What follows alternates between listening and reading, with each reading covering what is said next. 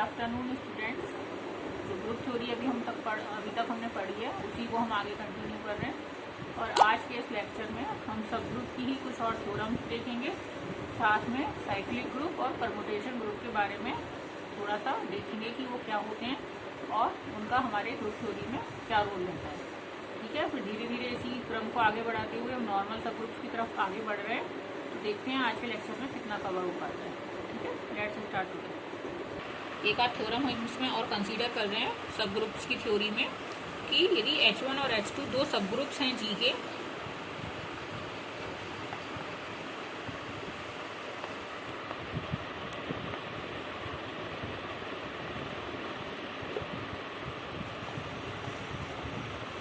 तो उनका इंटरसेक्शन भी एक सब ग्रुप होता है।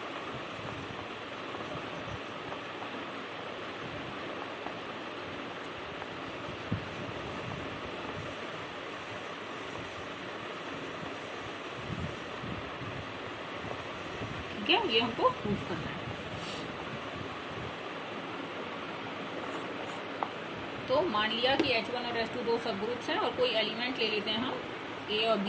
जो यदि हमको H1 और इंटरसेक्शन H2 को एक सब ग्रुप प्रूव करना है तो क्या करना पड़ेगा, हम इसके अंदर दो एलिमेंट ले लें H1 इंटरसेक्शन H2 में, और फिर हम ये दिखा दें कि AB इनवर्स इस इंटरसेक्शन में बिलोंग करता है, तो फिर H1 इंटरसेक्शन H2 एक सब ग्रुप हो जाएगा, है ना। तो यदि दो एलिमेंट्स हमने A और B लिए हैं तो क्या है, इंटरसेक्शन में है, इसका मतलब दोनों में अलग अलग है। A इसमें भी है, A H1 में भी है और A H2 में भी है। इसका ये मतलब हुआ ना कि A बिलोंग्स करता है H1 में एंड A बिलोंग करता है H2 में, जैसे ही B बिलोंग करता है H1 में और B बिलोंग करता है H2 में। ये मतलब हुआ हमारा इंटरसेक्शन में बिलोंग करने का मतलब कि उसमें अलग अलग बिलोंग करते हैं। तो यदि A H1 में है और B H1 में है और H1 एक सब ग्रुप है G का, तो क्या होगा, A B दो एलिमेंट्स हैं H1 में and H1 being a subgroup of G,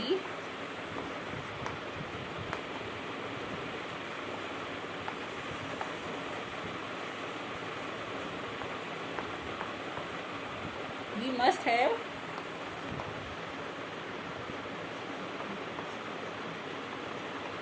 AB inverse belonging to H1, है ना। और इसी तरीके से A H2 में है और B H2 में है तो क्या होगा, AB इनवर्स जो है वो H2 में हो जाएगा।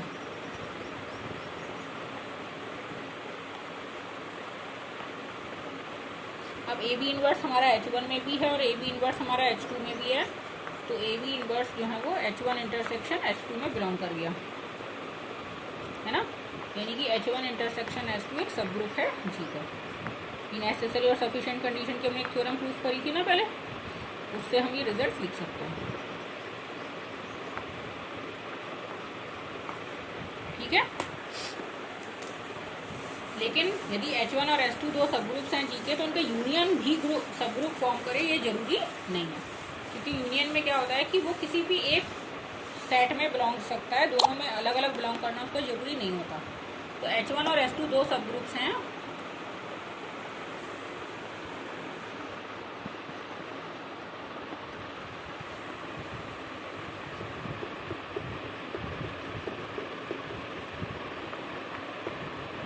then H1 union H2 may not be a subgroup of G।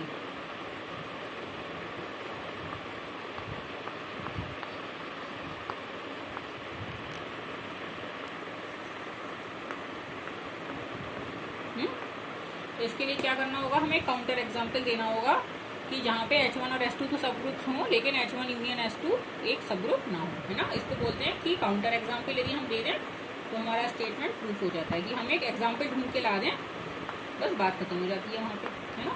तो हम इसका एक एग्जाम्पल ढूंढ के दे देते हैं। H1 हमने ले लिया, इसको क्या बोलते हैं, इसको बोलते हैं क्लाइंट 4 ग्रुप,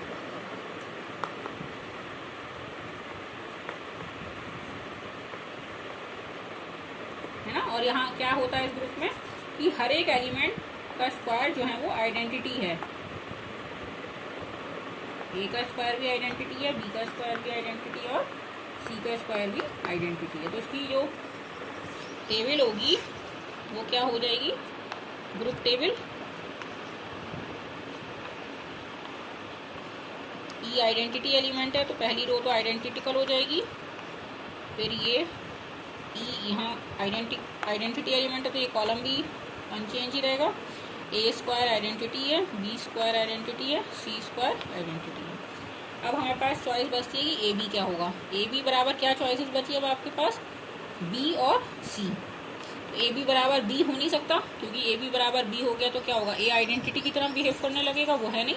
तो ए बी को हम सी लिखते हैं और ए सी को बी लिखते हैं। ऐसे बी ए में हमारे पास क्या चॉइसेस बची, ए और सी। तो बी ए भी ए नहीं होगा, सी हो जाएगा, है ना, क्योंकि ए होने से क्या होगा कि बी आइडेंटिटी जैसा बिहेव करने लगेगा, तो वो हमारा है नहीं आइडेंटिटी। ये इस तरीके से रो पूरी हो गई। और यहाँ से आप देख लो कि क्या बचा, ए ई सी आ गए, बी नहीं आया है, ई बी सी आ गए, ए नहीं आया है, बस हो गई। ये इसकी ग्रुप टेबल है।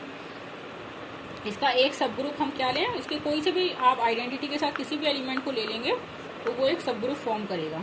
H1 और H2, ई बी भी एक सब ग्रुप है, ई सी भी एक सब ग्रुप है। ये तीनों इसके एक सब ग्रुप हैं, ये सब ग्रुप्स हैं इसके। लेकिन H1 यूनियन H2 यदि हम किसी भी दो का यूनियन कर लें, जैसे H1 और H2 का यूनियन करेंगे तो क्या हो जाएगा, वो ए ई ए बी।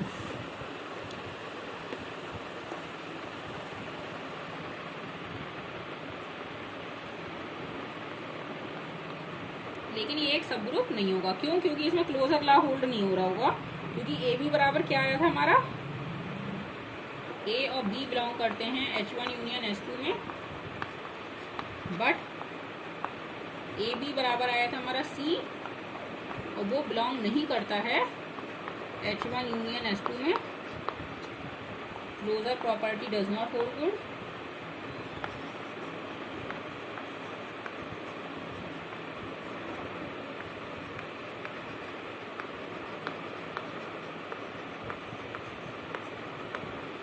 इसलिए H1 union H2 is not a subgroup of tree.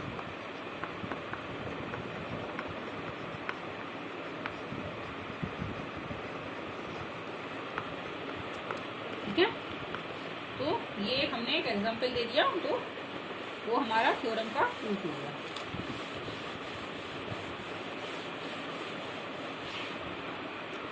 अगला कॉन्सेप्ट हम पढ़ना चाह रहे हैं कि साइक्लिक ग्रुप क्या होते हैं। साइक्लिक सब ग्रुप।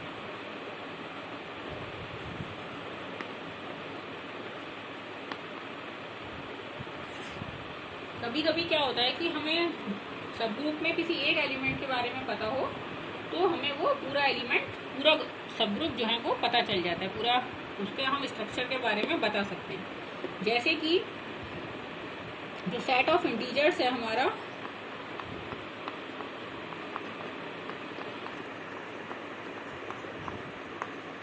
और फिर इसका एक सब ग्रुप है 3z, कोई सा भी मल्टीपल ले सकते हैं, 2z 3z 4z, ये सारे nz जो होते हैं ये सब जो है वो इसके सब ग्रुप्स होते हैं। तो हमने फॉर एग्जांपल 3z ले लिया,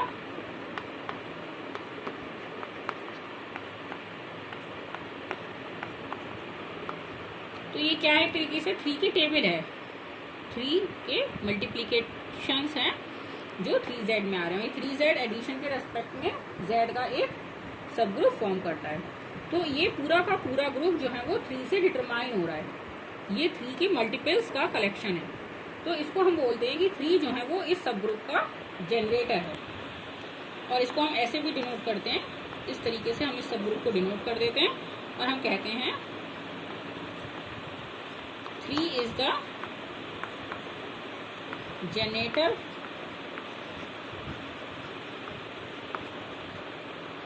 of the sub group 3z।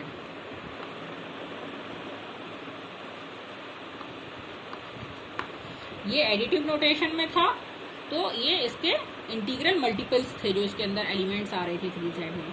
और यदि हम मल्टीप्लिकेटिव नोटेशन की बात करें तो यदि हम किसी एलिमेंट ए से सब ग्रुप को जनरेट कर रहे हैं तो हम उसको कैसे लिखते हैं, उसको हम पावर्स के तौर पे लिख देते हैं मल्टीप्लिकेटिव नोटेशन में। और जब एडिटिव नोटेशन की बात होती है तो इंटीग्रल मल्टीपल्स के तौर पे लिखते हैं, और जब मल्टीप्लिकेटिव नोटेशन की बात होती है तो इंटीग्रल पावर्स के तौर पे लिखते हैं। जैसे कि let G be a group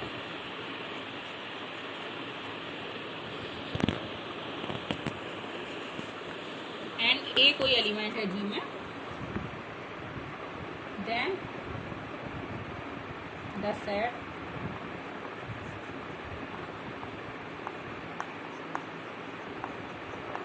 A की इंटीग्रल पावर्स का जो कलेक्शन है वो एक सबग्रुप फॉर्म करता है।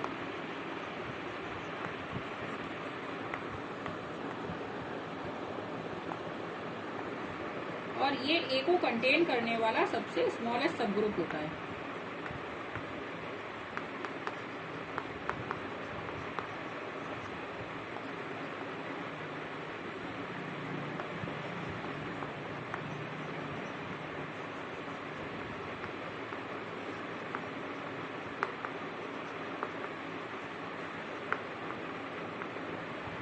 ठीक है, तो हमें क्या दिखाना है पहले तो कि ये एक सब ग्रुप फॉर्म करता है इस तरीके का। यदि हम कोई सेट डिफाइन करें जिसमें ए की इंटीग्रल पावर्स हैं सिर्फ, तो वो एक सब ग्रुप फॉर्म करता है। ए की पावर 0 को हमने आइडेंटिटी है, हमारा जो स्टैंडर्ड नोटेशन है कि ए की पावर 0 को हम आइडेंटिटी मान लेते हैं। तो पहले हमें क्या दिखाना रहेगा इसमें, क्लोजर लॉ दिखा लेते हैं। तो हम इसके अंदर कोई सी भी 2 एलिमेंट्स मान लेते हैं इस सेट के अंदर।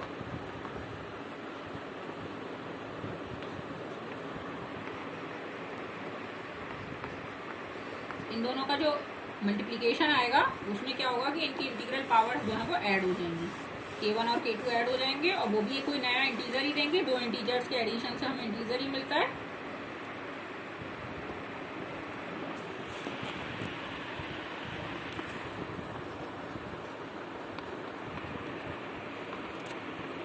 ना k1 और k2 क्या है, इंटीजर्स हैं।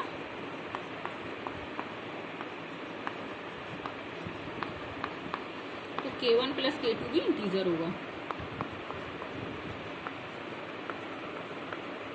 है ना। तो ये पावर जो है ये उस सेट में बिलोंग करेगा, ये क्योंकि ए की इंटीग्रल पावर हो गई तो उस सेट में बिलोंग करेगी, यानी कि क्लोजर प्रॉपर्टी होल्ड हो गई। एसोसिएटिव लॉ, मल्टीप्लिकेशन के रेस्पेक्ट में इंटीजर्स में एडिशन एडिटिव एसोसिएशन होता है। एडिशन के रेस्पेक्ट में इंटीजर्स एसोसिएटिव लॉ होल्ड करता है उसमें एडिशन के रेस्पेक्ट में। और जब आप इनको मल्टीप्लाई करेंगे तो एक्चुअल में आप मल्टीप्लाई करेंगे जब 2 एलिमेंट्स का, तो उनके जो करस्पॉन्डिंग इंटीजर्स हैं, जो उनकी पावर्स हैं, उनमें क्या हो रहा है, एडिशन हो रहा है। तो यहाँ पे यदि एडिशन के रेस्पेक्ट में एसोसिएटिव लॉ होल्ड हो रहा है तो उन एलिमेंट्स में मल्टीप्लिकेशन के रेस्पेक्ट में एसोसिएटिव लॉ होल्ड हो जाएगा। तो सेकंड प्रॉपर्टी भी हो गई, एग्जिस्टेंस ऑफ आइडेंटिटी हो गई। ए की पावर 0 आपने दिखा दिया आइडेंटिटी है, वो बाई कन्वेंशन ए की पावर 0 को हम आइडेंटिटी लिखते हैं और वो इसमें बिलोंग करती है। अब इनवर्स की बात आती है तो कोई एक एलिमेंट ले लेते हैं हम इसका, ए की पावर k1। अब क्या होगा, इसका मतलब क्या है कि k1 क्या है, एक इंटीजर है। अब k1 इंटीजर है तो माइनस k1 भी एक इंटीजर ही होगा, है ना। और माइनस k1 एक इंटीजर है, यानी कि ए की पावर माइनस k1 जो एलिमेंट है वो इस सेट में है, क्योंकि इस सेट की डेफिनेशन इस तरीके से थी कि ए की सारी इंटीग्रल पावर्स इस सेट में हैं। तो यानी कि कोई एलिमेंट है इस सेट में तो उसका इन्वर्स भी इस सेट में है, यानी कि इन्वर्स भी एग्जिस्ट करता है। साथ साथ कम्यूटेटिव भी हो जाएगा ये। यदि 2 एलिमेंट्स हैं इसके अंदर तो ए की पावर k1 इंटू ए की पावर k2 क्या हो जाएगा, ए की पावर k1 प्लस k2। अब इंटीजर्स हमारे एसोसिएट कम्यूटेटिव भी होता है एडिशन के रेस्पेक्ट में, तो इसको ए की पावर k2 प्लस k1 लिख देंगे, फिर इनको अलग अलग कर देंगे, ए की पावर k2 इंटू ए की पावर k1। तो ये एक एक्चुअल में क्या है, एक एबिलियन सब ग्रुप फॉर्म कर रहा है जी का। और ये सब ग्रुप कैसे जनरेट हो रहा है, ये सब ग्रुप एलिमेंट ए से जनरेट हो रहा है। तो इस सब ग्रुप को क्या बोलते हैं, cyclic subgroup of G. This subgroup is called cyclic subgroup of जी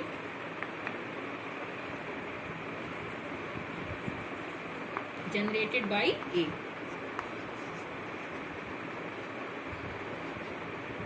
ठीक है, अब यहाँ आपको ये लग रहा होगा कि इसमें तो इनफाइनाइट नंबर ऑफ एलिमेंट्स है भाई। अब हमारे जी में इनफाइनाइट नंबर ऑफ एलिमेंट्स ना हो तो फिर ये सब ग्रुप कैसे बन जाता है। तो यहाँ पे ये समझना जरूरी है कि ये सारी इंटीग्रल पावर्स आपको अलग अलग एलिमेंट देंगी, ये जरूरी नहीं है। हो सकता है कि कुछ टाइम के बाद इनमें रिपीटिशन आने लगे। तो इसको थोड़ा क्लैरिफाई करने के लिए पहले एक एग्जाम्पल देख लेते हैं, फिर थोड़े कॉन्सेप्ट्स दोबारा आगे बढ़ेंगे हम आगे नए कॉन्सेप्ट्स के लिए। पहले एक एग्जाम्पल देख लेते हैं। जैसे जी हमने पहले देखा था कि 1i -1 1 - 1 i - i है ना। ये क्या है, फोर्थ रूट्स ऑफ यूनिटी है, फोर्थ रूट्स ऑफ यूनिटी। तो इसमें यदि हम -1 से कोई सेट जनरेट करना चाहें, -1 से एक सब ग्रुप जनरेट करना चाहें इस तरीके का जो कि साइक्लिक सब ग्रुप हो, तो उसमें क्या होगा, -1 की सारी इंटीग्रल पावर्स हमें लेनी है बाय डेफिनेशन, है ना। सच दैट के क्या है, इंटीजर्स में बिलोंग करता है। तो क्या होगा, इसमें कौन कौन सी इंटीजर्स पावर आएंगी। पहले तो 0 ही आ जाएगी, -1 की पावर 0, वो आइडेंटिटी हो जाएगी, आइडेंटिटी यानी कि 1 हो जाएगा। -1 की पावर 1 यानी कि -1 आ जाएगा। फिर -1 की पावर 2, वो अगेन आइडेंटिटी हो जाएगी 1, तो ये फिर एलिमेंट यही आ गया। फिर -1 की पावर 3, वो -1 आ जाएगी, फिर यही आ गया। -1 की पावर 4, फिर 1, -1 की पावर 5, फिर -1। तो यानी कि ये दोनों एलिमेंट्स में ही कहानी आपकी घूमती रहेगी। यानी कि इस सेट में एक्चुअल में क्या है, इनफाइनाइट नंबर ऑफ एलिमेंट्स नहीं है, बल्कि 2 ही एलिमेंट्स हैं। चाहे आपका जो इंटीजर है वो कोई सी भी वैल्यूज ले ले, इंटीजर की सारी वैल्यूज के लिए इस एलिमेंट की वैल्यू जो है -1 की पावर के, वो इन दोनों एलिमेंट्स के बीच शफल करती रहेगी 1 और -1 के बीच में। तो ये जो बना 1 - 1 का कलेक्शन, 1 - 1 का कलेक्शन जो है वो एक सब ग्रुप है जी का, और ये एक साइक्लिक सब ग्रुप है जी का जो कि -1 से जनरेट हुआ है। ये this set 1 - 1 is a cyclic subgroup of ji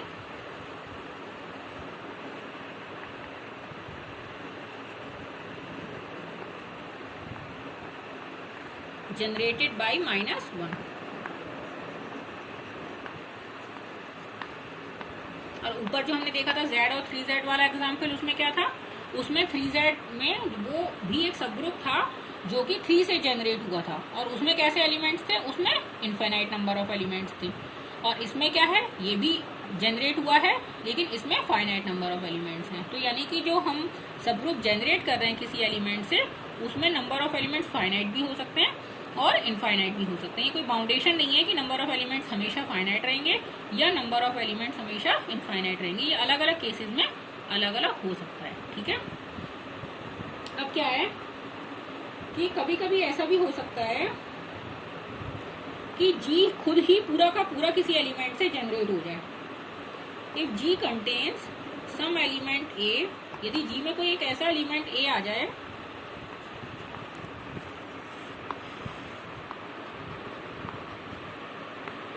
such that जी ही ए से जनरेट हो जाए पूरा पूरा, मतलब ए से जनरेट होने वाला जो साइक्लिक सब ग्रुप है वो पूरा का पूरा जी के बराबर हो जाए, तो क्या होता है, तो हम कहते हैं कि जी को साइक्लिक ग्रुप कहते हैं। Then G is called cyclic group.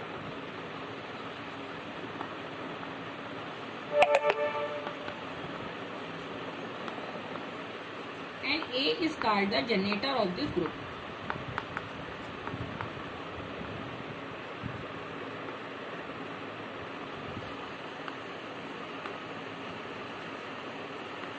Generator of this group,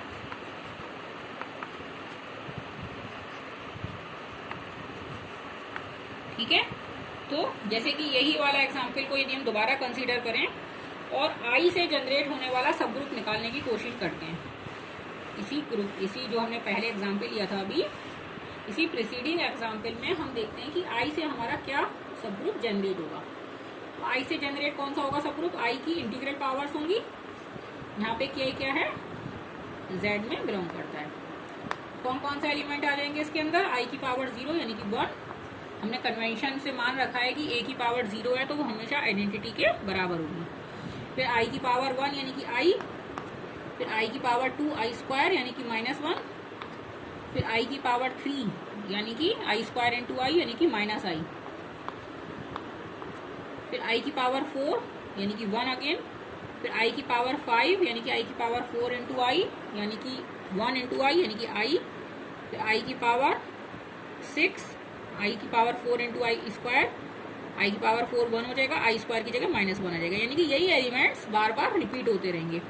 और ये जो सेट आया ये क्या है, ये पूरा का पूरा जी है।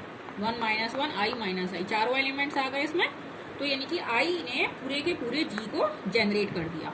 यानी कि जी कैसा है, साइक्लिक ग्रुप है, hence G is cyclic group.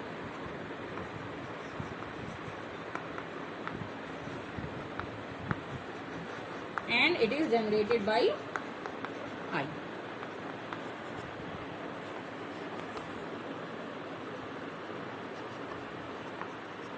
ये जरूरी नहीं है कि सिर्फ एक एलिमेंट से ही जी जनरेट होगा। यदि कोई ग्रुप साइक्लिक है और ए उसका कोई जनरेटर है तो वो जरूरी नहीं है कि वो यूनिक होगा जनरेटर। जनरेटर में यूनिकनेस वाली कोई बात नहीं है। यहाँ ये एलिमेंट जी जो है वो आई से भी जनरेट हो रहा है, और यदि आप थोड़ा सा करके देखेंगे एक्सरसाइज तो जी जो है वो -आई से भी जनरेट हो जाएगा। -आई की आप इंटीग्रल पावर्स लेंगे तो भी वो घूम फिर के जी आ जाएगा। तो जनरेटर में कोई यूनिकनेस नहीं होती। यदि ये आई से जनरेट हो रहा है तो ये किसी और एलिमेंट से भी जनरेट हो सकता है। और इन पर्टिकुलर मैं आपको एक बहुत ट्रिकी बात बता दूं कि यदि जी जो है वो ए से जनरेट हो रहा है तो ए इनवर्स से तो जनरेट हो ही जाएगा। यानी कि 2 जनरेटर तो बिल्कुल एकदम आपके हाथ में आ गए, एक आते ही दूसरा मिल जाता है। If G is generated by a then it is also generated by a inverse.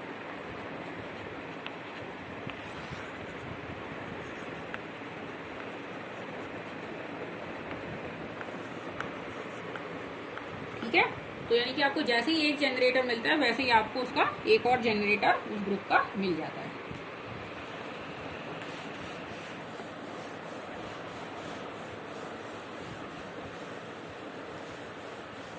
हमारा नेक्स्ट कॉन्सेप्ट है order of an element.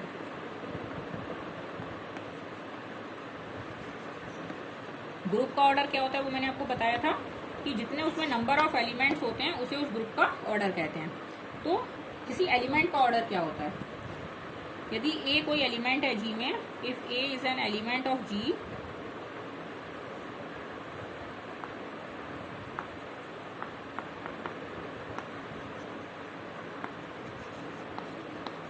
we define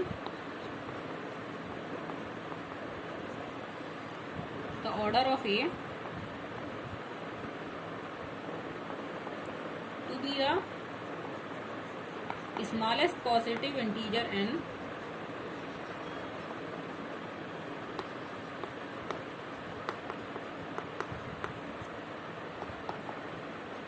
पहले मैं डेफिनेशन लिख देती हूँ फिर मैं आपको क्लैरिफाई करूंगी इसे। सच दैट a की power n is equals to identity and if no such n we say order of A is equal to n, and if no such n exists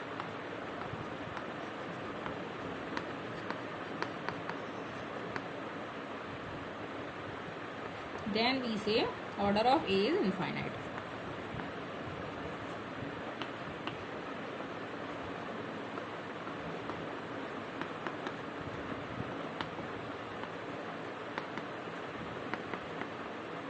ठीक है, अब इसको जरा समझ लेते हैं कि कह क्या रही है ये डेफिनेशन।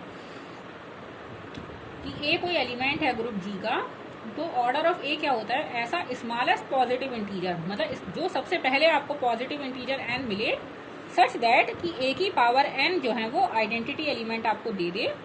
और यदि आपको ऐसा कोई भी एन नहीं मिल पाता कि उसकी इंटीग्रल पावर से पॉजिटिव होना चाहिए, स्मॉलेस्ट पॉजिटिव है ना, 0 से तो हमेशा आइडेंटिटी मिल जाएगी क्योंकि किसी भी एलिमेंट की पावर 0 है तो वो बाय कन्वेंशन हमने आइडेंटिटी मान रखा है, तो वो काउंट नहीं होगा, यहाँ पॉजिटिव काउंट हो रहे हैं। तो एक स्मॉलेस्ट पॉजिटिव इंटीजर एन ऐसा मिलना चाहिए कि ए की पावर एन जो है वो आइडेंटिटी हो जाए।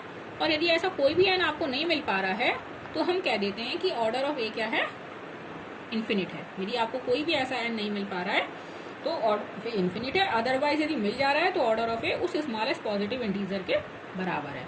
ठीक है, जैसे कि इसका एग्जाम्पल देख लेते हैं।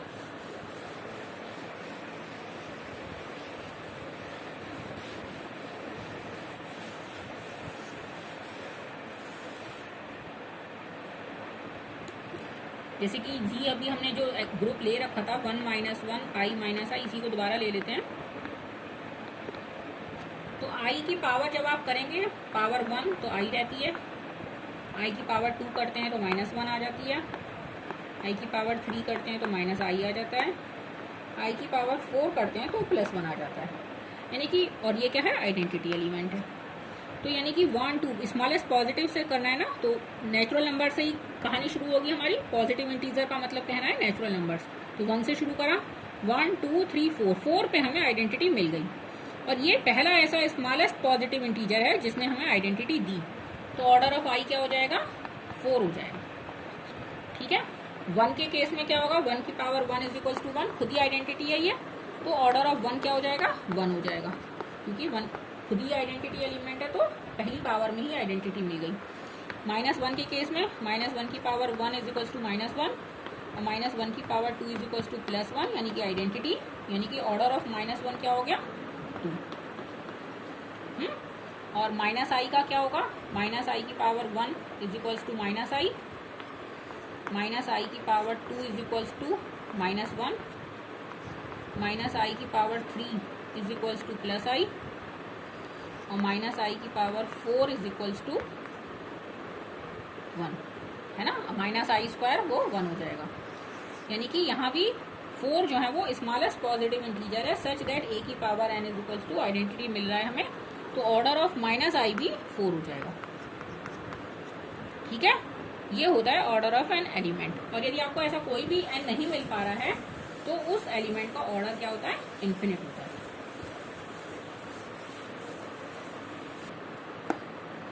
अब हम कुछ और एग्जाम्पल्स देखते हैं साइक्लिक ग्रुप के ही। तो Zn हमारा जो होता है एक साइक्लिक ग्रुप होता है।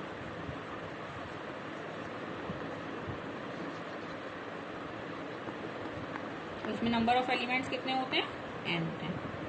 और Z हमने अभी देखा था, वो भी एक साइक्लिक ग्रुप है और इसमें नंबर ऑफ एलिमेंट्स कितने, इन्फिनिट है।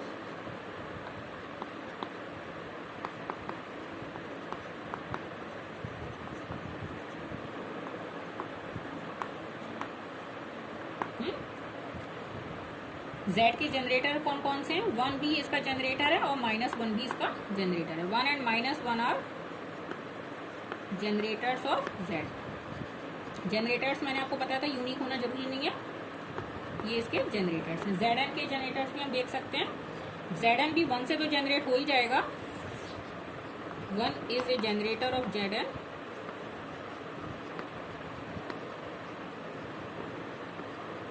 although there may be other generators also, वो केस टू केस डिफर करेगा, जैसे जैसे n की वैल्यू होगी उस हिसाब से। 1 हमेशा होगा, है ना। although there may be other generators also.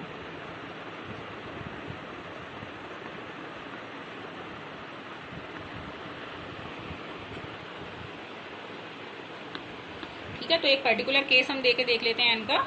Z6 को हम थोड़ा कंसीडर कर लेते हैं यहाँ पे।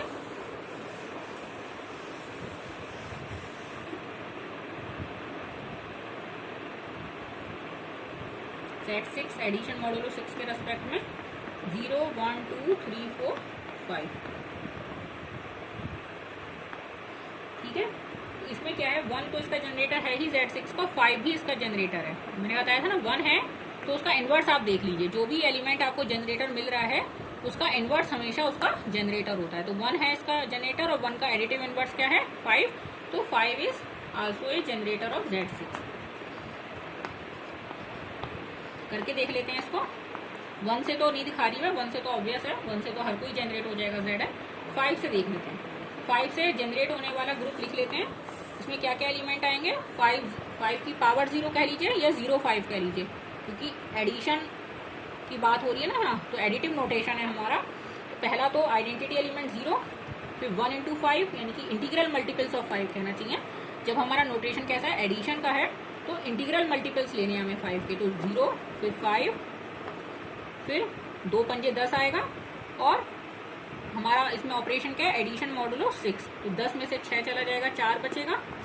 फिर 5 3 15, 15 में से 12 चला जाएगा, 3, 5 चौक 20, 20 में से 18 चला जाएगा, 2, 5 पंजे 25, 25 में से 24 चला जाएगा, 1, 5 6 30 और 30 में से 30 चला जाएगा, फिर पूरा पूरा 0, 5 7 35, 35 में से 6 पंजे 30, 30 चला जाएगा ना, तो 5, फिर 5 8 40, 40 में से 36 चला जाएगा, 4, यानी कि ये ही रिपीट हो रहे हैं फिर से, और कोई नया एलिमेंट नहीं मिल रहा आपको, यही मिल रहे हैं। और ये कौन कौन सा एलिमेंट है, 0 1 2 3 4 5, यानी कि पूरा का पूरा Z6 ही मिल गया आपको।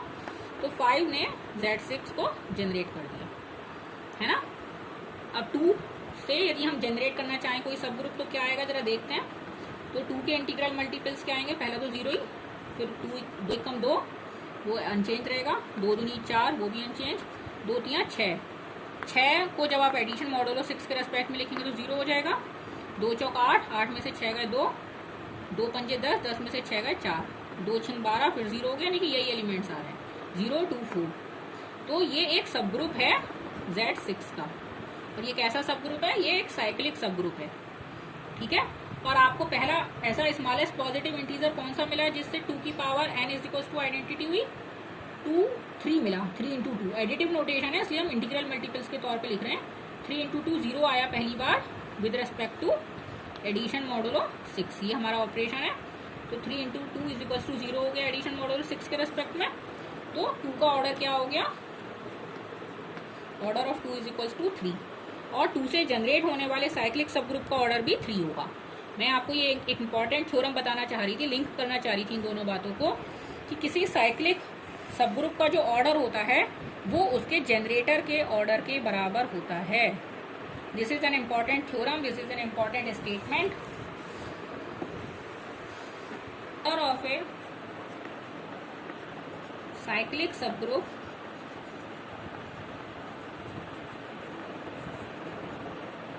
साइक्लिक सब ग्रुप लिख लीजिए या ग्रुप लिख लीजिए, is equal to order of its generator.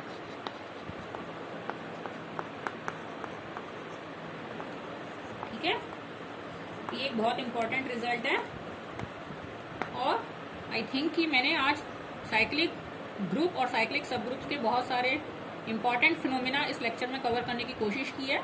वैसे तो बहुत सारी चीज़ें हैं, बहुत सारी थ्योरम्स हैं, बहुत सारे स्टेटमेंट्स हैं, सब कुछ तो नहीं कवर कर सकती मैं, लेकिन मैंने अपनी पूरी कोशिश की है कि जो जो मेन चीज़ें हैं वो मैं इसमें कवर कर लूँ। फिर हम नेक्स्ट लेक्चर में, ताकि नेक्स्ट टॉपिक उठा सकें, अब नेक्स्ट लेक्चर में हम परमुटेशन ग्रुप के बारे में स्टडी करेंगे। ठीक है, thank you for watching my video.